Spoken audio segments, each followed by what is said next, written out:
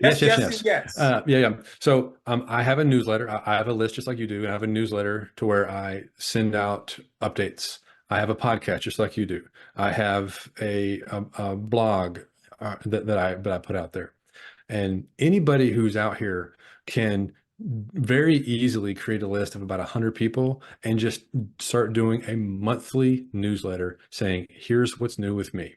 Call it whatever you like. Don't make it a big deal.